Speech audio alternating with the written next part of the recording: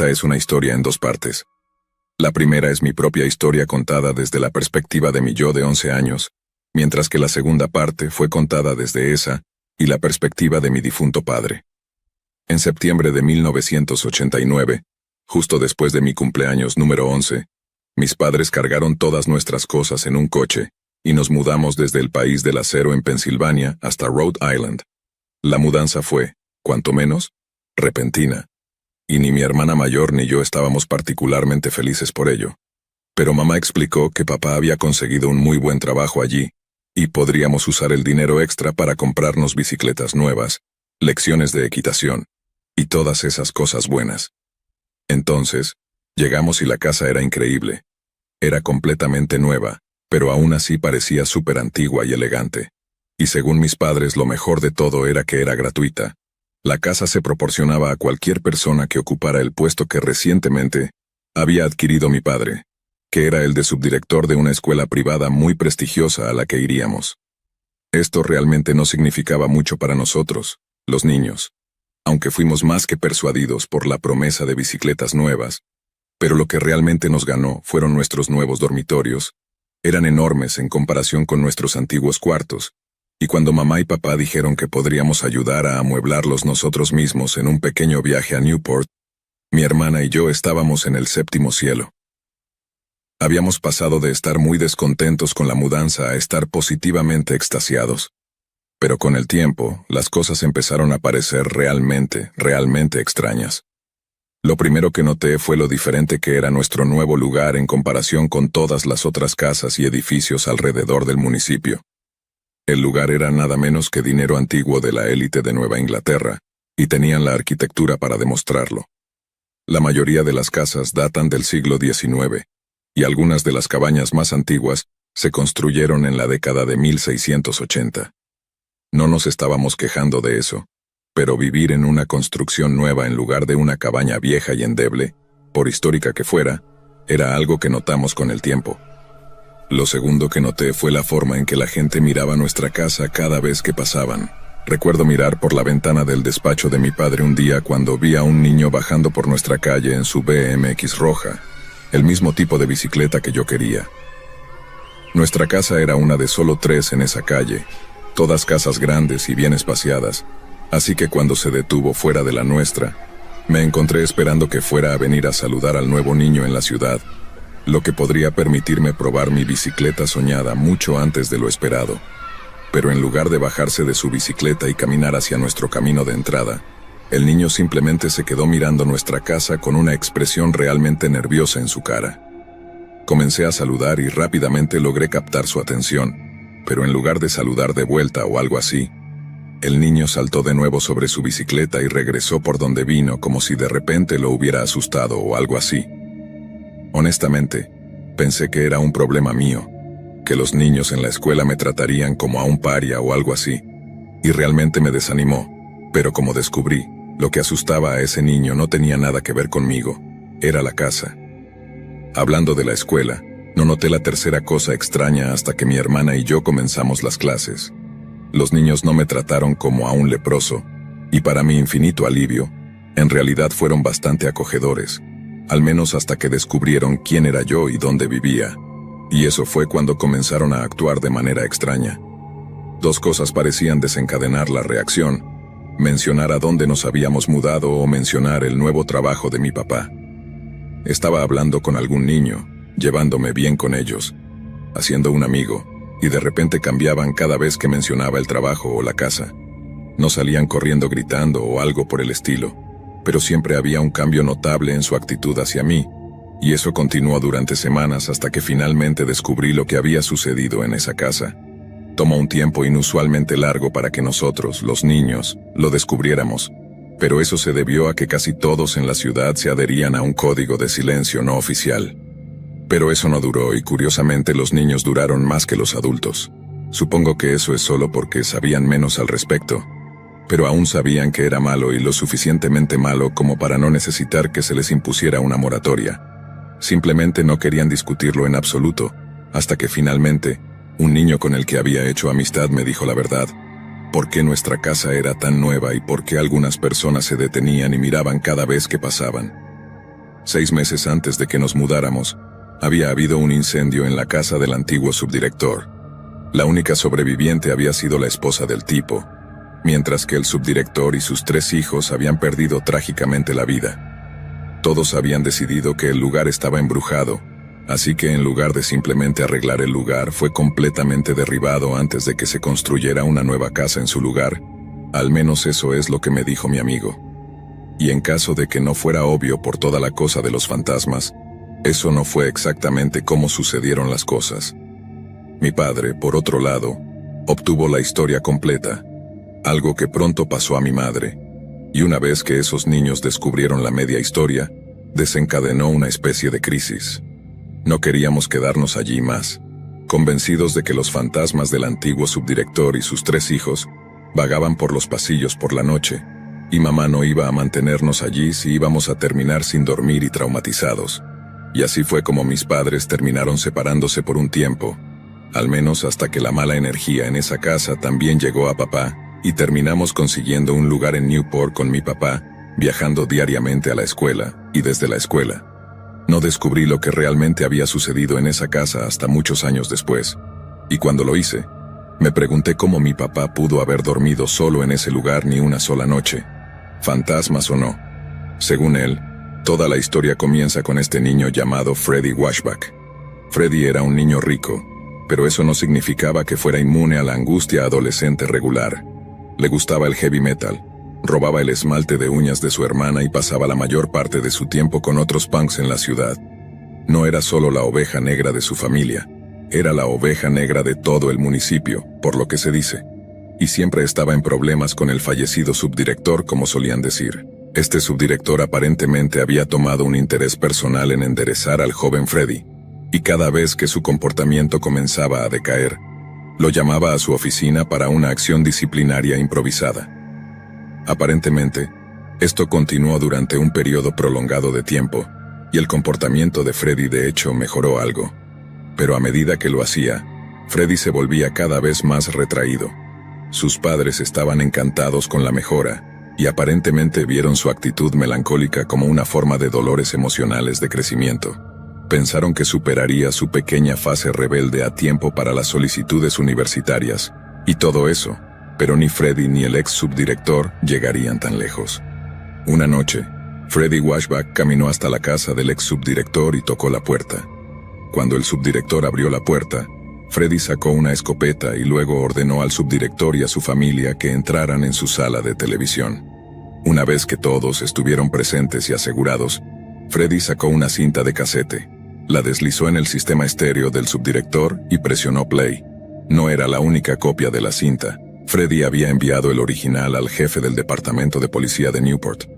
Quería que saliera la verdad, pero en cuanto al castigo, estaba contento de manejarlo él mismo. Freddy hizo que la familia del subdirector escuchara una grabación secreta que había hecho, una que documentaba los eventos de una de sus sesiones disciplinarias. No sé los detalles exactos de ella, nadie lo sabe realmente, pero es seguro decir que Freddy estaba siendo sometido a algunos de los abusos más horribles e innobles imaginables. Luego, una vez que toda la familia, incluidos los niños, había escuchado lo monstruoso que había sido su padre y esposo, Freddy Washback abrió fuego. Se aseguró de herir al subdirector y a su esposa. Quería asegurarse de que vieran morir a sus hijos. Luego, una vez que sus hijos se habían ido, Washback disparó algunos cartuchos más a los padres. Luego prendió fuego a la casa, y luego se volvió la escopeta hacia sí mismo. Sin embargo, al centrar la mayor parte de su ira en su abusador, Freddy había descuidado asegurarse de que la esposa del subdirector estuviera muerta. De alguna manera, logró arrastrar los cuerpos de sus 3 hijos muertos fuera de la casa en llamas y al césped de afuera. No intentó volver a buscar a su esposo, simplemente dejó que su cuerpo se quemara junto con el del joven Freddy Washback, después de dar a la policía un relato completo y franco de lo sucedido, dejándolos sin duda sobre la verdadera naturaleza de su esposo. La esposa del difunto subdirector simplemente abandonó la ciudad y nunca más se la volvió a ver. La gente del pueblo hizo que el lugar fuera demolido y reconstruido. Luego pasó los siguientes 6 meses o más pretendiendo que todo el asunto nunca había sucedido. Luego, finalmente, publicaron algunos anuncios para el puesto de subdirector y ahí es donde entramos nosotros en la historia.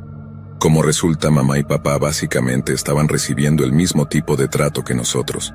Todos eran amables y amigables con ellos, justo hasta que el tema del trabajo o el hogar surgía. Y al igual que los niños en la escuela, comenzaban a actuar de manera evasiva y sospechosa. La escuela básicamente se negó a responder cualquiera de las preguntas que papá tenía sobre su predecesor, y solo le decían cosas como que no estaba capacitado para el papel. Estábamos a meses de vivir allí cuando mi papá finalmente confrontó al director y exigió que le dijera qué estaba pasando, y fue entonces cuando descubrió por qué el salario era tan generoso. Era un puesto bien pagado como estaba, pero el salario había sido aumentado como una especie de regla no escrita de no preguntes, no digas, que se convirtió en una regla de mantén la boca cerrada, una vez que descubrió la verdad. La escuela de alguna manera había logrado mantener todo fuera de los periódicos, al menos la verdad del asunto de todos modos, y aunque afirmaban que era para proteger a la familia, su único interés era su propia reputación. Eso es lo que realmente empujó a mi papá a irse al final, no lo que había sucedido, o el hecho de que estaba viviendo sobre el sitio de un evento pasado tan horripilante.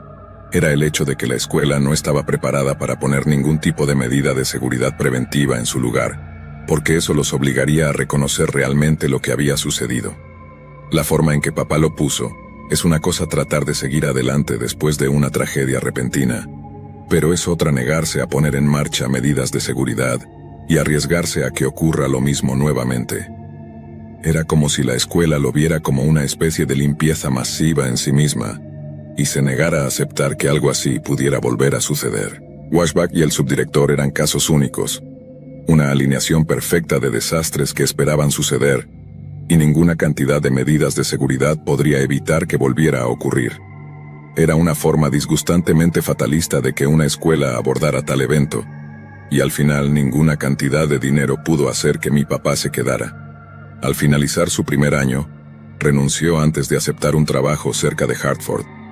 Mi hermana y yo permanecimos en la oscuridad hasta muchos años después, cuando finalmente nos contó lo que había ocurrido en ese pequeño pueblo de Rhode Island. Me sorprende que toda la historia aún no haya salido a la luz. Él piensa que algún periodista ya habría descubierto todo, y lo habría publicado en The Times o The Post. Pero cuanto más lo pienso, más me doy cuenta de que depende de mí escribirlo. Supongo que esto servirá como una especie de prueba para ver si tengo la capacidad de contar la historia correctamente y, si todo sale bien, supongo que ya sé qué haré con mi tiempo libre en el futuro previsible.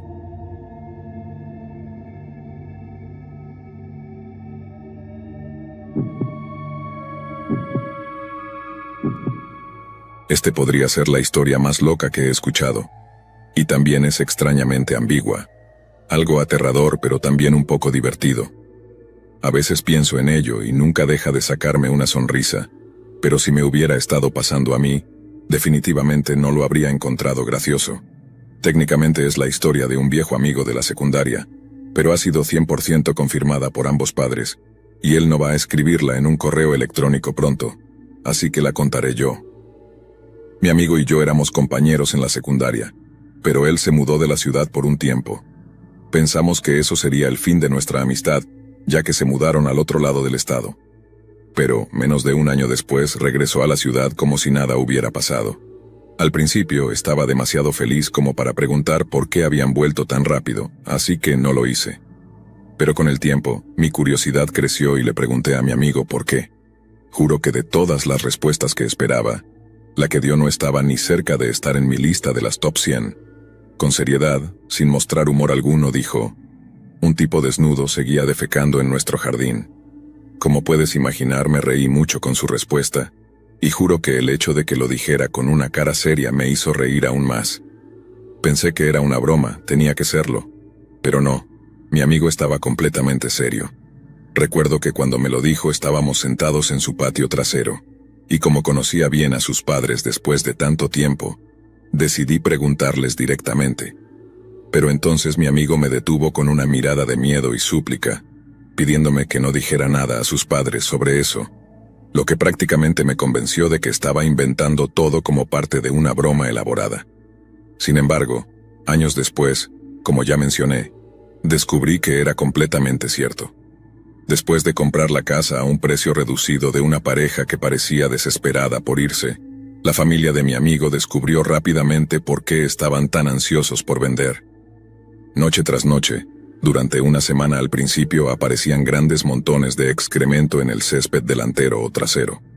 Eran tan grandes que al principio pensaron que era un oso, y el padre de mi amigo se quedó despierto toda la noche con un arma durante 3 o 4 noches seguidas, hasta que finalmente sorprendió al culpable en acción.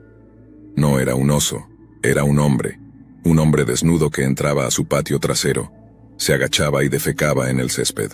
El padre de mi amigo dijo que estaba tan atónito que al principio todo lo que hizo fue mirar al hombre. Hizo sus necesidades, luego saltó la valla y se escapó corriendo hacia la noche. Llamaron a la policía, les contaron todo y les dieron 2 opciones: dispararle al hombre o conseguir una fotografía lo suficientemente buena como para identificarlo y arrestarlo. El padre de mi amigo eligió un poco de ambas. Ya tenía un arma, así que también compró una cámara, no queriendo solo matar al hombre o dejar que se escapara para que pudiera seguir defecando en los jardines. Así que, una vez más, comenzó a quedarse despierto toda la noche, matándose a sí mismo en el proceso porque todavía trabajaba todo el día. Luego una noche atrapó al tipo. También vale la pena mencionar que en ese momento no se estaban defecando en otros jardines de los alrededores, así que el padre de mi amigo estaba furioso con la idea de que estaba siendo el objetivo por alguna razón. Entonces, cuando finalmente ve al tipo otra vez, espera hasta que está completamente agachado. Luego sale corriendo con la cámara y el arma para tomar algunas fotos del tipo de cerca. Suponía que estaba seguro porque, después de todo, tenía un arma, pero supongo que no contaba con que el tipo fuera un psicópata completo, lo cual, considerando las circunstancias, realmente debería haberlo hecho. En el momento en que comienza a tomar fotos, el tipo se lanza sobre él, y aunque el padre de mi amigo tiene un arma, no tiene el instinto ni la formación para dispararla en absoluto. Simplemente cae hacia atrás, y el púper loco y desnudo agarra su arma.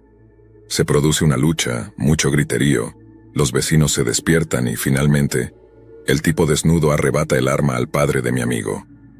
Entiendo por qué debió haber sido aterrador, pero la idea de que el tipo estuviera desnudo todo el tiempo solo hace que todo parezca tan surrealista. Luego apunta el arma al padre de mi amigo y aprieta el gatillo. Nada. Lo intenta de nuevo. Nada. Para entonces, algunos de los vecinos habían saltado la valla y lo taclearon antes de que tenga la oportunidad de arreglar la cosa, que el padre de mi amigo había olvidado completamente hacer antes de confrontar al psicópata este. En esa lucha, el hombre dejó caer el arma y corrió hacia la valla, logrando escapar. Afortunadamente, el padre de mi amigo había conseguido tomar unas fotos bastante claras del rostro del hombre, y aunque la cámara se rompió en la lucha por el arma, la policía pudo procesar el rollo de película. Se colocaron carteles de "Se busca", y la imagen del hombre apareció en las noticias locales. Eventualmente el hombre fue encontrado y arrestado. Pero aquí viene lo más increíble: la policía lo dejó ir. No sé exactamente cómo lograron arruinar algo tan grande, pero en algún punto alguien cometió un error con algún archivo o evidencia, y el hombre quedó libre. Tan pronto como la familia de mi amigo se enteró, ¡puf!, se fueron sin más, quedándose con algunos familiares hasta que pudieron recuperar su casa del agente inmobiliario que la tenía. Creo que, de hecho, la familia de mi amigo se mudó de vuelta porque temían que ese psicópata volviera y potencialmente matara a su padre. Pero la forma en que mi amigo evitaba pensar en un pensamiento tan traumático, diciendo que alguien estaba defecando en nuestro jardín, todavía me hace reír, incluso después de todos estos años. Pero, como dije antes, no creo que hubiera sido muy divertido vivirlo, especialmente si hubiera sido yo quien mirara el cañón de un arma en manos de un psicópata obsesionado con las heces y desnudo.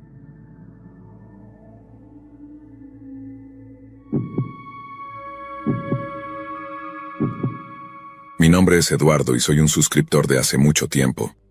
Para ser honesto, esta historia ha estado en mis borradores de correo electrónico durante bastante tiempo. La escribí hace casi 2 meses con toda la intención de enviártela, pero en el momento de la verdad perdí el valor. Verás, realmente no estoy seguro de si esto fue un momento genuinamente escalofriante o simplemente algo que se volvió escalofriante para mí porque lo pensé demasiado. Después de releerlo, Mi esposa piensa que es algo que te gustaría escuchar, porque después de leerlo de nuevo, ella también piensa que es bastante escalofriante. Ella recuerda que se lo mencioné, pero no creo que entendiera cuán inquietante fue en el momento.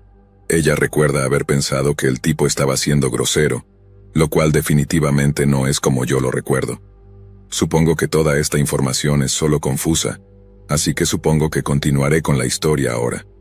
Un pequeño epílogo aquí: soy mitad italiano y mitad americano de primera generación, y mi familia ha tenido restaurantes desde que cualquiera pueda recordar. Así que mi padre trajo su experiencia a Chicago, le fue muy bien, y cuando murió, la propiedad pasó a mí. Aunque era un honor para mí continuar con la tradición familiar, la escena del restaurante se había vuelto cada vez más competitiva a medida que pasaban los años. Llegó al punto en que no estaba ganando lo suficiente para poner cómodamente a ambos hijos en la universidad y contribuir a mi fondo de jubilación. Así que en lugar de luchar en un mercado ya saturado, comencé a buscar opciones de reubicación. No quiero nombrar la ciudad donde ocurrió todo esto, no quiero exponer a algún pobre e inocente dueño de una gasolinera debido a un malentendido tonto. Lo que diré es que está en el medio oeste, tiene unos 20,000 habitantes, y su proximidad a una universidad bastante decente fue un gran atractivo para mí. Al principio parecía un lugar totalmente normal, con escuelas, hospitales y muchas casas realmente bonitas. Pero cuanto más conducía, más muerto comenzaba a parecer el lugar. Si hubiera visitado un día de semana por la tarde, podría entender que el lugar estuviera tan tranquilo, pero esto era un sábado por la tarde. Para una ciudad de 20,000 habitantes, la calle principal debería haber estado llena de gente buscando aprovechar su único día real de recreación. Esto era parte del atractivo para mí también. En esos pequeños pueblos todavía había multitudes que pedían 4 botellas de vino con cada aperitivo, en oposición a los buitres de Grubhub que solo te contactan cuando hay ofertas 2x1. Esas eran las buenas personas que iban a poner a mis bebés en la universidad, pero no se veían por ningún lado en este pueblo de aspecto saludable que, de hecho, no se sentía nada saludable. Terminé estacionando mi auto en algún lugar antes de tomar un corto paseo por la calle principal. Con la total falta de gente alrededor, y te juro que conté todo el tráfico peatonal con una mano, era de extrañar que algunas de las tiendas no estuvieran todas tapiadas. Empecé a preguntarme si había llegado durante algún tipo de evento que sacara a la gente de la ciudad o algo así. Terminé preguntándole a una señora mayor qué pasaba, con la intención de preguntarle si la ciudad siempre estaba tan tranquila. Pero entonces cuando me acerqué y le pregunté mientras ella caminaba por la calle principal, me ignoró por completo. No estoy hablando de una mirada de reojo grosera o un hombro frío.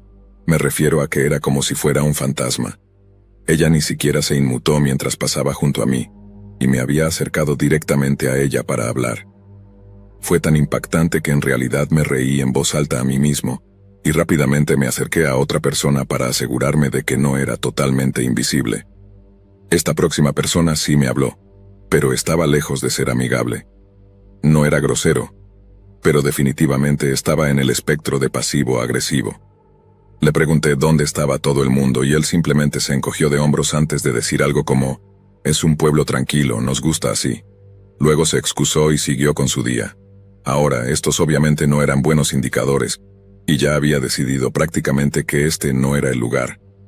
Luego de camino fuera de la ciudad, vi que el indicador de combustible de mi auto estaba bastante bajo, así que entré a una estación de gasolina en el borde de la ciudad, para llenar un poco, y ahí es donde las cosas se pusieron realmente extrañas. Empecé a llenar mi tanque desde estas bombas de gas viejas, y juro que casi se me salen los ojos de las órbitas cuando vi el medidor de precios. Subía asombrosamente lento y me di cuenta de que esta gasolinera estaba vendiendo combustible a un precio extremadamente rebajado. Obviamente esto estaba lejos de ser la cosa más aterradora que podría imaginar, y me puso de bastante buen humor mientras caminaba hacia la gasolinera para pagar al asistente. Dentro había un hombre mayor, de aspecto desaliñado, sentado detrás de un mostrador, mirando una pequeña televisión. Y por primera vez desde que llegué a ese pequeño pueblo, realmente conocí a alguien amigable. El tipo era cálido y acogedor y sonrió cuando le dije cuánto apreciaba los precios de su gasolina. Mientras le pagaba, me preguntó qué estaba haciendo en la ciudad, y mientras abría la caja registradora y metía los billetes dentro, le dije, En el segundo en que mencioné la posibilidad de mudar el pueblo para abrir un restaurante, el rostro del tipo cambió. No una expresión grosera, sino casi como de miedo. Pero juro por Dios que me miró directamente a los ojos, y dijo en voz apenas audible: «No te mudes aquí». Escuché exactamente lo que dijo y toda la situación me tomó tan desprevenido, que me encontré respondiendo con ¿qué dijiste? En ese momento, una mujer, que asumo era la esposa del tipo, emergió de las habitaciones traseras para ver qué estaba pasando. No sé si realmente escuchó lo que él me había dicho, pero parecía saber que algo estaba mal y después de dirigirse a su esposo por su nombre, él simplemente se cerró. Le lanzó una mirada con esa misma expresión asustada, y luego comenzó a ocuparse como un niño sorprendido haciendo algo que no debería. Estaba tan desconcertado que simplemente me quedé allí por un momento, totalmente desconcertado, hasta que la esposa del tipo me preguntó si había algo más con lo que pudieran ayudarme. Entonces cuando le dije que no, ella respondió con: «Entonces creo que será mejor que te vayas». Después de eso, ella desapareció de nuevo en la parte trasera con su esposo, quien se negó rotundamente a hacer contacto visual conmigo. No quería exactamente hacer una escena o algo así, y toda la interacción fue una de las más incómodas de toda mi vida, así que simplemente salí de la gasolinera, me subí a mi coche, y comencé el viaje de regreso a casa. Y aquí es donde comencé a pensar demasiado en todo el asunto. La forma en que lo veo, si solo fuera un pueblo lleno de idiotas groseros que no querían que algún chico elegante de la ciudad se mudara allí para traer toda su comida elegante y elegante, eso podría entenderlo. Incluso agradecería que fueran lo suficientemente honestos como para que no cometiera el error de mudarme allí. Pero entonces con el tipo de la gasolinera, esto no era xenofobia de un pueblo pequeño en su voz cuando me dijo que no me mudara aquí. Era miedo, claro, e inconfundible. Luego, la forma en que reaccionó cuando apareció su esposa, o lo que fuera, fue como si hubiera sido sorprendido revelando algún viejo secreto sucio o algo así. Quiero decir, realmente actuó como un niño regañado allí. ¿Pero por qué exactamente? Como dije, le conté a mi esposa sobre todo el asunto en el momento en que llegué a casa, pero supongo que ella pensó que todos estaban siendo simplemente groseros. Pero después de escucharlo todo así, ella admite que habría estado tan asustada como yo si hubiera estado en esa gasolinera ese día. Pero ahora todo lo que podemos hacer es preguntarnos qué diablos estaba pasando en ese pueblo, y aunque sé que no hay manera segura de averiguarlo, es algo que estoy lejos de estar dispuesto a hacer. Husmear en ese pueblo metiéndome en los asuntos de otras personas, eso suena como la forma más segura de morir que jamás haya escuchado. Además, sea lo que sea, no estoy seguro de querer saberlo. Todo el asistente de la gasolinera no parecía antipático. Parecía estar tratando de advertirme y me gustaría pensar que soy lo suficientemente inteligente como para actuar en consecuencia. Supongo que la razón por la que estoy escribiendo esto es que tienes una audiencia bastante grande y supongo que alguien por ahí ha tenido la misma experiencia que yo en el mismo pueblo extrañamente tranquilo del Medio Oeste. Nombrarlo sería inútil. Todo tipo de personas descenderían sobre ese lugar en busca de todo tipo de Dios sabe qué. Y eso suena como la receta perfecta para un desastre para mí. De todos modos, tal vez si lees esto en tu canal, podrías ayudar a resolver algo que me ha estado molestando durante mucho tiempo. Pero si no, si esto solo parece una reacción exagerada de un chico de la ciudad a un poco de frialdad rural, entonces mi esposa y yo seguiremos siendo grandes fanáticos tuyos.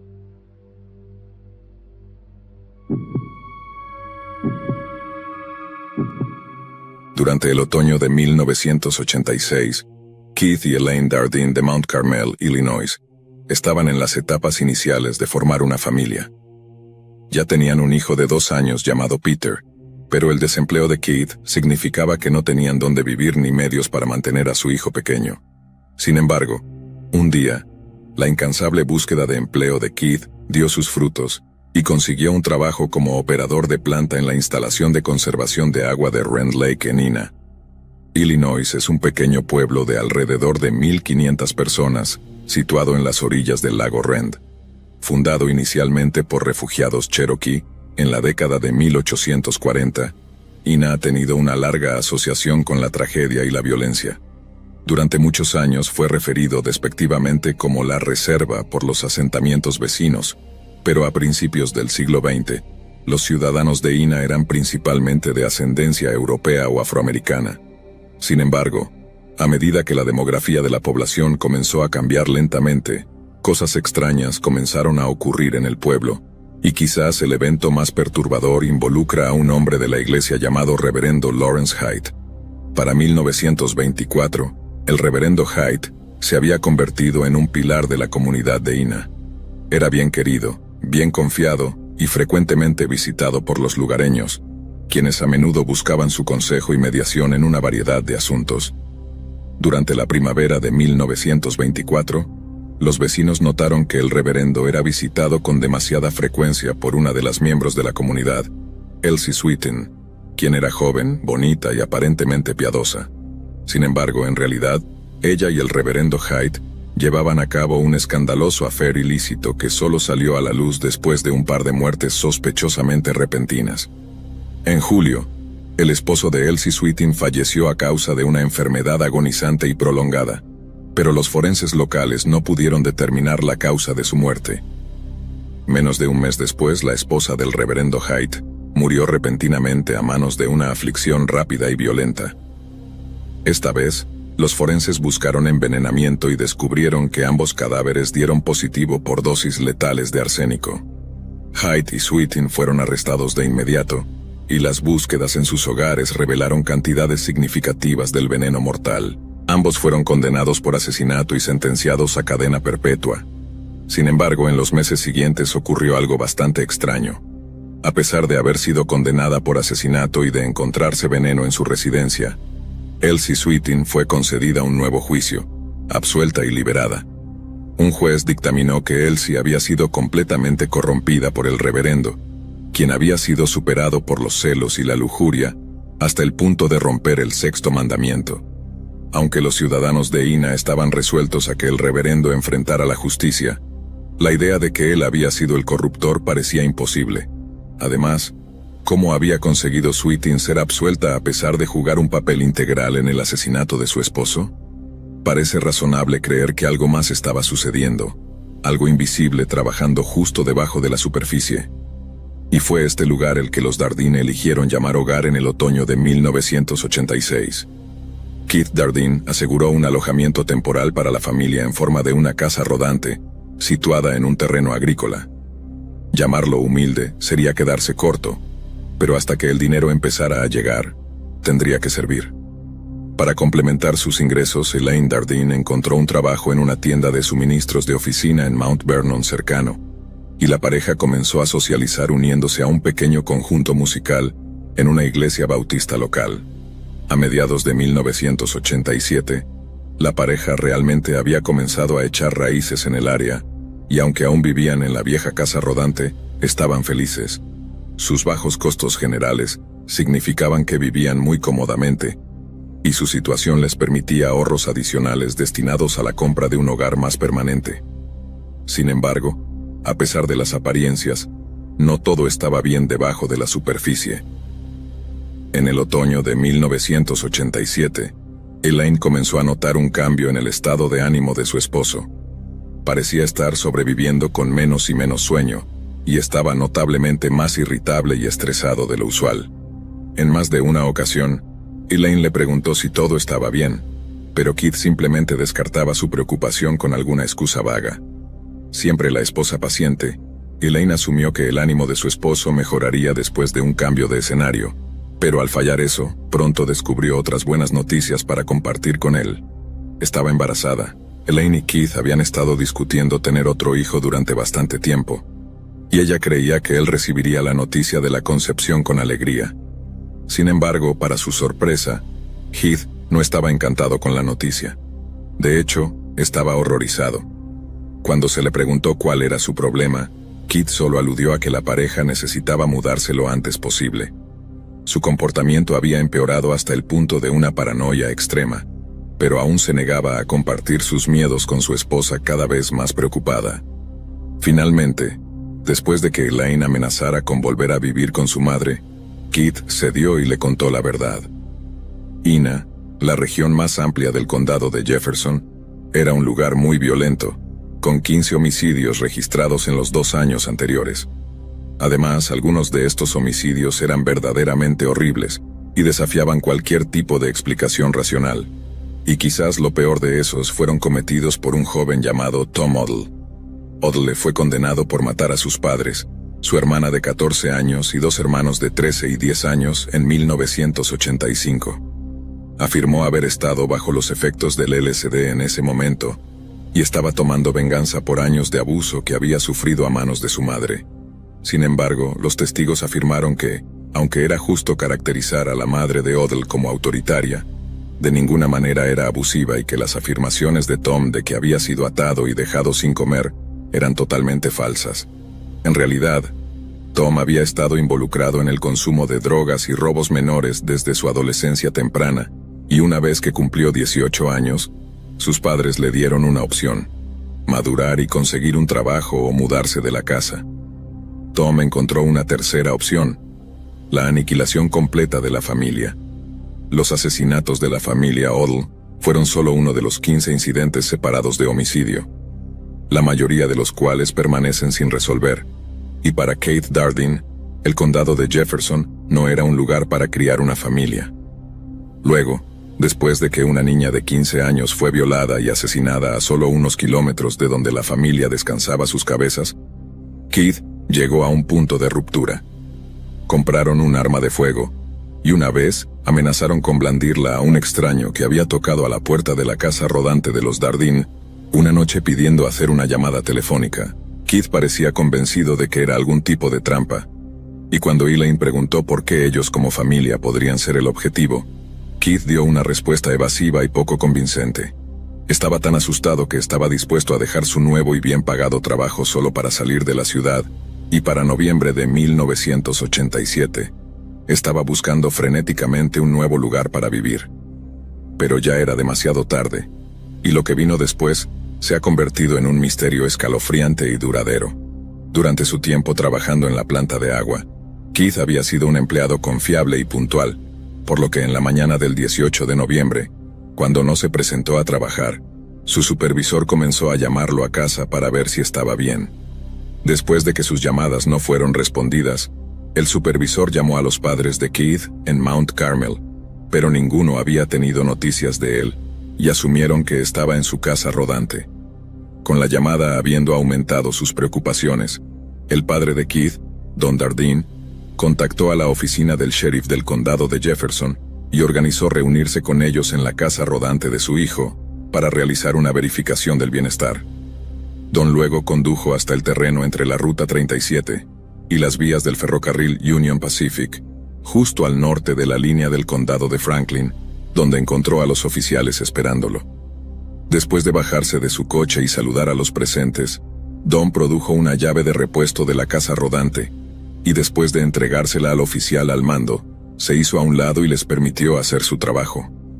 Don dijo más tarde que había tenido un mal presentimiento en el estómago durante todo el viaje, pero no había considerado ni una vez la posibilidad del horror que lo saludó dentro de esa casa rodante. En el dormitorio, la policía descubrió los cuerpos sin vida de Elaine y Peter Dardeen, junto con el cadáver de una bebé recién nacida. Habían sido atados, amordazados, torturados, y luego golpeados hasta la muerte con un bate de béisbol del tamaño de un niño que se encontró en la escena. Elaine había sido tan brutalmente golpeada que había dado a luz involuntariamente a su hija recién nacida, antes de que ella también encontrara el mismo destino atroz. Ni Keith ni su coche estaban por ningún lado y al principio, las fuerzas del orden asumieron que había asesinado a su familia y estaba intentando huir. Un equipo SWAT fuertemente armado se apresuró a la casa de su madre en Mount Carmel, pero ella ni había visto ni había oído hablar de su hijo en días. La búsqueda continuó hasta bien entrada la jornada siguiente, cuando un grupo de cazadores encontró el cuerpo de Keith tendido en un campo de trigo cerca de Rend Lake College. Había sido disparado, apuñalado y castrado. Aunque se había encontrado su cuerpo, el vehículo de Keith seguía desaparecido. Fue identificado como un Plymouth rojo de 1981, pero justo cuando los diputados estaban a punto de emitir un boletín de puntos sobre el vehículo, se dieron cuenta de algo impactante. Había un Plymouth rojo idéntico estacionado justo afuera de la estación de policía en un pueblo llamado Benton, a unos 18 kilómetros al sur de la casa rodante de los Dardeen. El interior estaba salpicado de sangre, sangre que alguna vez perteneció a Keith Dardeen. A medida que se difundía la noticia de los asesinatos en la comunidad local, el ya palpable sentido de miedo solo se intensificaba. Algunos residentes llevaban a cabo sus actividades diarias mientras portaban abiertamente armas de fuego y se imponía un toque de queda total para cualquier persona menor de 18 años. La escuela secundaria local canceló todas las clases de gimnasia al aire libre y se llamó a oficiales de policía adicionales de departamentos vecinos para ayudar en la investigación. Los residentes estaban desesperados por información, y el flujo limitado de la policía solo alimentaba el molino de rumores basado en el miedo. Algunos informaron que Keith estaba involucrado en actividades delictivas, mientras que otros culpaban a un culto satánico oculto por el asesinato del hijo no nacido de Elaine. Sin embargo, una tercera teoría, aunque igualmente sombría, era mucho más factible. Un médico familiar basado en el condado de Jefferson le dijo a un periódico regional que muchos de sus pacientes habían confesado lo profundamente perturbados que estaban. Un hombre que vivía bastante cerca de la casa rodante de los Dardeen le dijo al médico que tenía dificultades para dormir, y había perdido 6 kilos como resultado del estrés. La hija del arrendador de los Dardeen también sufrió una gran cantidad de trauma, y le dijo a sus padres que mantenía la luz de su dormitorio encendida, y que a veces tenía tanto miedo de dormirse, que se quedaba despierta toda la noche. Cuando se contactó a él para hacer comentarios, el forense del condado de Franklin declaró que sentía que gran parte del miedo era injustificado. «No creo que haya una base racional para la histeria cercana», dijo a un periódico. La gente se estaba asustando mutuamente. Aunque era discutiblemente una forma de histeria, los temores de la gente eran muy reales. Se decía que si alguien se quedaba sin gasolina en el condado de Jefferson, no buscaría ayuda en las casas cercanas, sino que caminaría hasta la carretera más cercana y pediría un aventón. Tal era el nivel de miedo y desconfianza en Aina después del veredicto del forense. Un grupo de trabajo de alrededor de 30 diferentes detectives de homicidios comenzó a trabajar a tiempo completo para seguir pistas y realizar entrevistas. A pesar de sus esfuerzos, el progreso fue difícil de lograr. Un hombre detenido al principio fue liberado después de ser interrogado, al igual que un compañero de trabajo de Keith con quien aparentemente no se llevaba bien. Aparte de ese compañero de trabajo en particular, nadie que conociera a la pareja tenía algo malo que decir sobre ellos. Las autopsias no encontraron drogas ni alcohol en ninguno de los cuerpos de las víctimas, lo que llevó a la policía a creer que la pequeña cantidad de marihuana encontrada en la escena había sido dejada allí por los asesinos de la familia.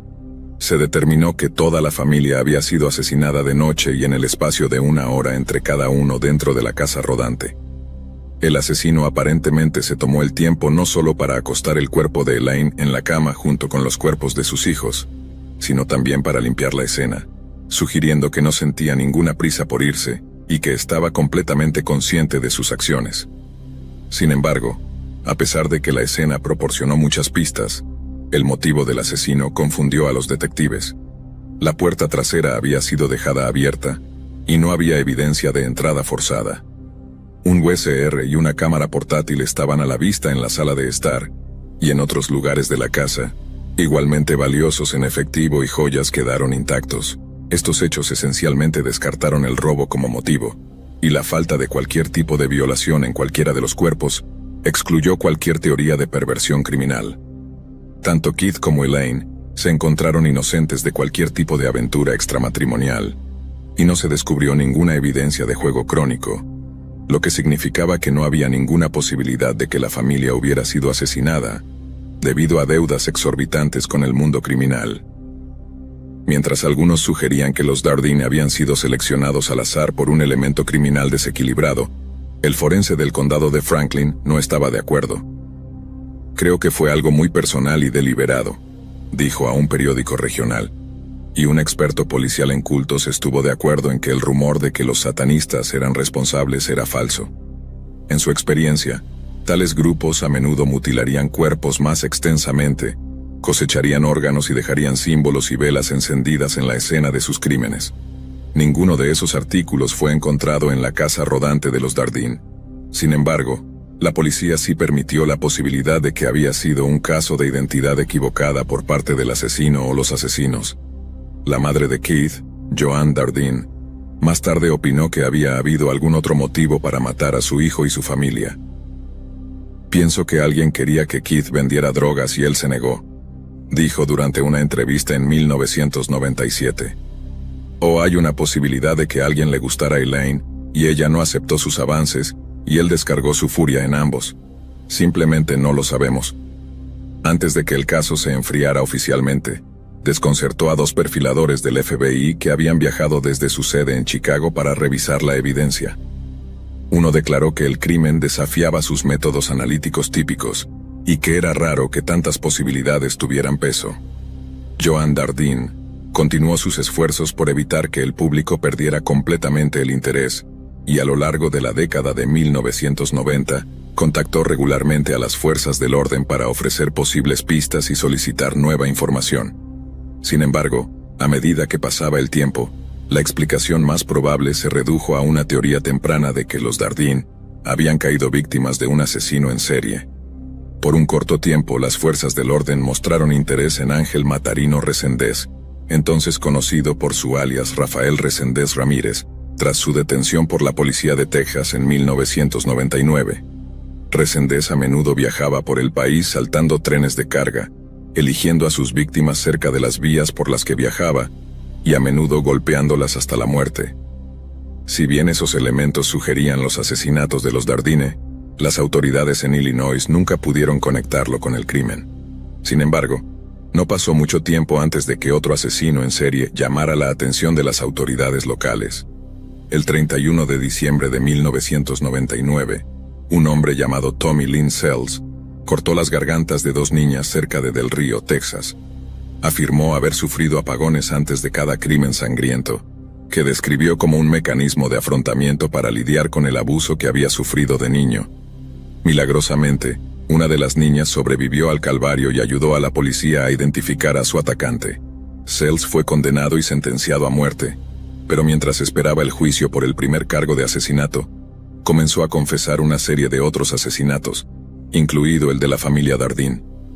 A mediados de la década de 1980, Sells residía principalmente cerca de St. Louis, Missouri, y ganaba dinero trabajando en ferias y carnavales ambulantes como jornalero o mediante el robo. Saltaba vagones de tren como su principal modo de transporte, y en uno de esos viajes por el condado de Jefferson en noviembre de 1987, afirmó haber conocido a Keith en una parada de camiones cerca de Mount Vernon. Sells luego afirmó que Keith lo invitó a su casa a cenar y después de la comida, Keith aparentemente lo enfureció al proponer que se involucraran en relaciones homosexuales íntimas. La reacción fue obligar a Keith a conducir bajo amenaza de arma de fuego hasta el lugar donde fue asesinado y después de castrarlo, Sells regresó para eliminar a los testigos. Estaba tan enojado que lo llevé al límite máximo, explicó Sells más tarde. La rabia no tiene botón de detención. Sin embargo, Sells luego puso en duda su fiabilidad al cambiar completamente su historia. En su segunda versión, después de ver la casa rodante de los Dardine con su letrero de "se vende afuera", vio una oportunidad para cometer un acto atroz de violencia. Podría mutilar, matar, y luego deshacerse de los Dardine, y la gente podría asumir que simplemente se habían mudado. Después de todo, Sells sabía de primera mano que se prestaba poca atención a los pobres y desamparados. Después de beber cervezas y esperar el momento adecuado, tocó a la puerta y le dijo a un cansado Keith que estaba interesado en comprar la casa rodante.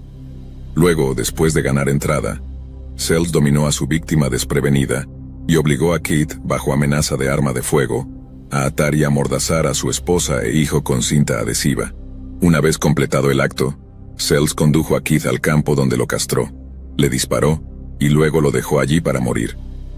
Para algunos, la eventual ejecución de Sells fue justicia para los Dardine, aunque nunca fue acusado de sus asesinatos. Tanto el fiscal del estado del condado de Jefferson como el sheriff Roger Mulch estuvieron de acuerdo en que él seguía siendo el principal sospechoso, y esto se debió al hecho de que, aunque Sells había cambiado completamente su historia en un punto, estaba al tanto de información que solo un selecto grupo de investigadores conocía. En sus ojos, no había duda de que Sells había cometido los asesinatos, o al menos había estado presente cuando ocurrieron los crímenes.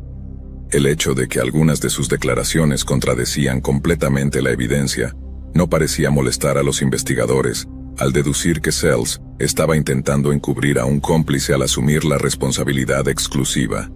Independientemente de su participación en los asesinatos de los Dardeen, la policía en Texas confirmó que Sells fue responsable de 22 asesinatos. Sin embargo, muchos comenzaron a sospechar que Sells estaba inflando su conteo de cuerpos para evitar la pena de muerte al confesar continuamente asesinatos con los que no estaba conectado. Sells podría haber arreglado un acuerdo de culpabilidad o podría haber retrasado su fallecimiento tanto tiempo como pudiera engañar a las autoridades, y en el proceso, muchos asesinos podrían evitar potencialmente la justicia. Sin embargo, solo una cosa estaba clara. Sells no estaba diciendo toda la verdad con respecto a sus interacciones con Keith. Por un lado, amigos, familiares e investigadores eran extremadamente escépticos de que Keith hubiera invitado simplemente a un extraño a casa para cenar. Si no dejaba entrar a una joven para usar el teléfono, no dejaría entrar a un hombre adulto, dijo un amigo más tarde. También refutaron la afirmación de Sells de que Keith había hecho avances hacia él. Los detectives que entrevistaron a Sells creían que, si realmente había matado a los Dardeen, había inventado ese detalle para hacer que el crimen pareciera más justificado. Al principio, la madre de Keith estaba convencida de la culpabilidad de Sells, y en realidad quería reunirse con él en algún momento para obtener cierto grado de cierre. Siempre he querido saber cada detalle, dijo. Algunas personas pueden pensar que es macabro, pero cuando alguien hace algo a mi familia quiero saber por qué. Sells, por otro lado, estaba en contra de cualquier reunión potencial. Joan quiere hablar conmigo. Si quiere venir aquí y hablar conmigo, gritarme, insultarme, golpearme, debería tener ese derecho, dijo. Pero lo siento, no va a ser suficiente, así que, ¿qué hay que decir? Podría decir que lo siento todos los días por el resto de mi vida. No va a detener su dolor y una cosa que sí sé es sobre el dolor y no se va. Sin embargo, en la víspera de la ejecución de Sells, Joan Dardeen reveló que la duda había comenzado a infiltrarse en su mente últimamente. Hay solo un poco de duda ahí, dijo a los periodistas. No es que él no lo haya hecho, me pregunto si tal vez alguien lo ayudó. Los dos nunca llegaron a tener esa reunión, pero para cuando llegó la ejecución de Sells en 2014, Joan había llegado a creer que él no era el hombre que mató a su hijo, nuera y nietos. Quería que se mantuviera vivo hasta que supiera positivamente que no lo hizo, dijo a la Associated Press poco después del momento de la muerte de Sells. Las cosas que él dijo no concuerdan con lo que sé sobre Keith. Mucha gente piensa que se acabó, pero para mí no lo está. Para mí personalmente nunca terminará.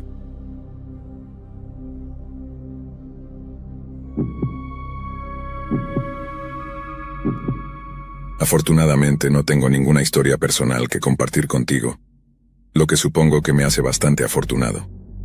Pero mi tío por parte de madre tiene una bastante buena de cuando eran niños. Mi madre afirma no tener ningún recuerdo de esto, pero era una bebé en ese momento, así que quién sabe. Todo involucra una posible mudanza que mi abuelo estaba considerando, y la casa que iba a renovar antes de la mudanza. Así que va la historia de que mis abuelos necesitaban mudarse de su casa móvil doble a su primera casa real. Mi abuela estaba en las últimas etapas de su embarazo con mi madre, así que mi abuelo salió en busca de un lugar donde vivir. El problema era que el dinero no sobraba en ese periodo. Así que en lugar de comprar una casa nueva, mi abuelo eligió una que necesitaba reparaciones, y por lo que he oído, vaya que eligió una casa en ruinas. Pero para mi abuelo eso era positivo. En su mente solo estaba comprando el terreno y tenía grandes planes para él.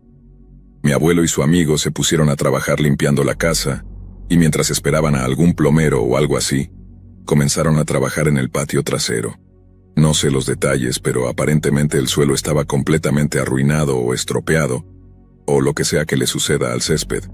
Así que querían excavarlo y reemplazarlo.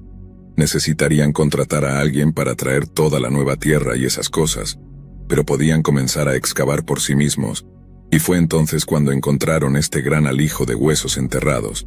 El hecho de que uno de ellos fuera obviamente un cráneo animal, les hizo pensar que era simplemente la tumba de una mascota antigua o algo así, pero luego encontraron otro cráneo, y otro, y otro.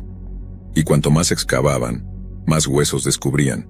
solo que luego encontraron uno grande, demasiado grande para ser solo un hueso animal. Así que por eso llamaron a la policía. Una vez que llegaron allí, la policía les dijo que probablemente acababan de descubrir uno de los casos más grandes de crueldad animal en la historia del estado. Pero una vez que se confirmó que el hueso más grande era un resto humano, las cosas se pusieron mucho más serias. Todo el lugar se convirtió en una escena del crimen, por lo que mi abuelo no pudo trabajar en el lugar durante como un año, mientras la policía excavaba todo el lugar en busca de más sitios de entierro. Cuando mi abuela se enteró de esto, no había manera en la tierra de Dios de que ella estuviera a punto de ir a criar una familia en un lugar como ese, y al final mi abuelo se vio obligado a esperar hasta que todo el asunto se calmara, antes de vender el terreno a alguien más a un precio reducido. Todo el asunto fue un gran contratiempo durante ese periodo inicial como familia, y durante años, mi abuelo solía recibir un montón de críticas sobre su tacañería, por comprar accidentalmente el cementerio casero de algún psicópata, en lugar de un lugar en el que pudieran, ya sabes, vivir realmente. Pregunté sobre los huesos y si alguna vez averiguaron a quién pertenecían o cómo habían llegado allí, pero no. Aparte de una visita a la oficina del sheriff local para dar cuenta de cómo habían encontrado los huesos, la policía nunca volvió a ponerse en contacto con ellos. Bueno, además de nuevo cuando estaban empacando sus cosas y podían acceder al terreno nuevamente, por supuesto. Pero nunca llegaron a descubrir si fue un asesinato, una tumba familiar de algún tipo, o incluso cuándo se habían enterrado los huesos. Simplemente llevaron todo a un laboratorio y eso fue prácticamente todo. Siempre me he preguntado qué pasaba con esos huesos, y si podría haber alguna explicación extrañamente inocente para todo ello. Si fueran de una época en la que las personas y los animales simplemente eran enterrados donde yacían, como los antiguos colonos de la frontera o algo así, entonces tendría mucho más sentido, pero algo parece muy sospechoso sobre todos esos huesos, y tengo la mala sensación de que eran mucho más que solo los huesos de las queridas mascotas de alguien.